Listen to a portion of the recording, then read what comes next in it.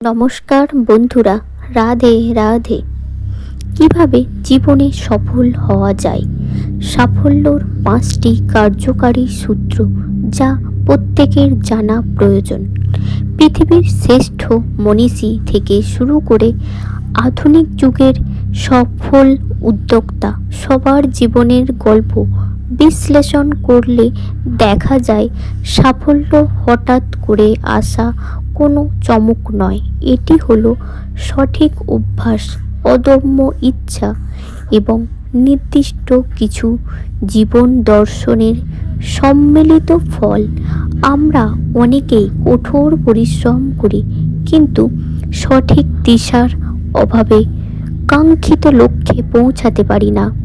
আজকের এই নিবন্ধে আমরা আলোচনা করব এমন 5টি শক্তিশালী মন্ত্র বা মূল নীতি নিয়ে, যা কেবল আপনার কাজের ধরনই নয়, বরং আপনার জীবন দেখার দৃষ্টিভঙ্গি বদলে দেবে। আপনি যদি নিজের বর্তমান অবস্থা থেকে এক ধাপ এগিয়ে যেতে চান এবং ব্যর্থতার বৃত্ত ভেঙে শিখরে পৌঁছতে চান, তবে এই 5টি মন্ত্র হবে আপনার যাত্রাপথের সবচেয়ে বড় হাতিয়ার। চলুন তবে জেনে নেওয়া যাক জীবনের সাফল্যর চাবিকাঠিগুলো আসলে কি কি। সাফল্য কোনো গন্তব্য নয়, এটি একটি নিরন্তর যাত্রা। আমরা সবাই জীবনে সফল হতে চাই, কিন্তু সাফল্য শব্দটি সংজ্ঞা একজনের কাছে এক এক রকম।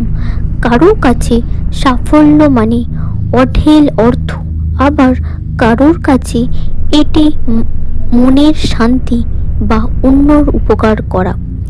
তবে সাফল্যর পথটি যতটা না কৌশলের, তার চেয়ে বেশি মানসিকতার। আমি আপনাকে এমন 5টি শক্তিশালী জীবনমুখী মন্ত্র দেব, যা আপনার চিন্তাভাবনা এবং কাজের ধরন আমূল পরিবর্তন আনবে।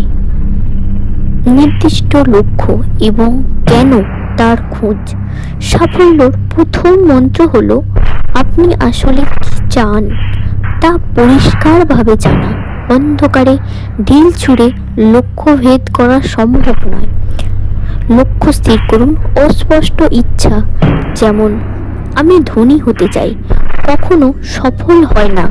বরং নির্দিষ্ট করুন, আমি আগামী 2 বছরের মধ্যে এই নির্দিষ্ট ব্যবসায় মাসে 1 লক্ষ টাকা আয় করতে চাই। আপনার কেন খুঁজুন। কাজ শুরু করার পেছনে একটি জোরালো কারণ থাকতে হবে। যখন কঠিন সময় আসবে, তখন এই কেন আপনাকে থামতে দেবে না। জাপানিজ দর্শনে একে বলা হয় সময়ের সঠিক ব্যবস্থাপনা। পৃথিবীর সবচেয়ে ধনী ব্যক্তি এবং একজন সাধারণ মানুষের কাছে দিন শেষে 24 ঘন্টাই থাকে। পার্থক্য তৈরি হয় এই সময়ের ব্যবহারে। 13টা নীতি। আমাদের 80% সাফল্য আসে মাত্র 20% গুরুত্বপূর্ণ কাজ থেকে। সেই 20% কাজ আগে চিহ্নিত করুন। গভীর মনোযোগ। সোশ্যাল মিডিয়া বা অন্য কিছু থেকে সরিয়ে রেখে দিনে অন্তত 3 থেকে 4 ঘন্টা নিজের প্রধান কাজে নিমগ্ন থাকুন। ব্যর্থতাকে আলিঙ্গন করার মানসিকতা। সফল মানুষেরা ব্যর্থতাকে শেষ হিসেবে দেখেন না, বরং এটি তাদের কাছে একটি শিক্ষার সুযোগ। ভয় জয় করা। অধিকাংশ মানুষ কাজ শুরু করে না ব্যর্থ হওয়ার ভয়ে। মনে রাখবেন, জেতার চেয়ে শেখা বড়। পৃথিবী দ্রুত বদলাচ্ছে। আপনার পরিকল্পনা কাজ না করলে পরিকল্পনা বদলান, লক্ষ্য নয়। ধারাবাহিকতা ও ধৈর্য। সাফল্য রাতারাতি আসে না, এটি ছোট ছোট অভ্যাসের যোগফল। প্রতিদিন নিজেকে আগের দিনের চেয়ে মাত্র 1% উন্নত করার চেষ্টা করুন। বছর শেষে আপনি নিজেকে এক অভাবনীয় উচ্চতায় পাবেন। সংকল্প, মোটিভেশন আপনাকে শুরু করতে সাহায্য করবে, কিন্তু ডিসিপ্লিন বা শৃঙ্খলা আপনাকে লক্ষ্যে পৌঁছে দেবে। আত্মবিনিয়োগ ও নেটওয়ার্কিং, আপনার সবচেয়ে বড় সম্পদ হলো আপনি নিজে। নিজের দক্ষতা এবং সংকল্প। আত্মবিনিয়োগ ও নেটওয়ার্কিং, আপনার সবচেয়ে বড় সম্পদ হলো আপনি নিজে। নিজের দক্ষতা এবং সম্পর্কের উপর বিনিয়োগ করুন। শেখা বন্ধ করবেন না।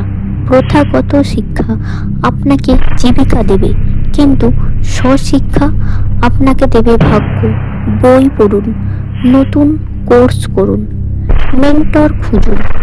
মানুষের সাথে সুসম্পর্ক আপনার নেটওয়ার্কিং, আপনার নেটওয়ার্থ। ইতিবাচক এবং সফল মানুষের সান্নিধ্যে থাকুন। সফল হওয়ার মূল মন্ত্র হলো সাধারণ কাজগুলো অসাধারণভাবে করার ক্ষমতা।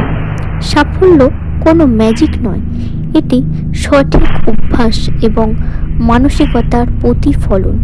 আপনি যদি আজ থেকে এই 5টি মন্ত্র আপনার জীবনে প্রয়োগ করা শুরু করেন, তবে দীর্ঘমেয়াদে আপনার জয় নিশ্চিত।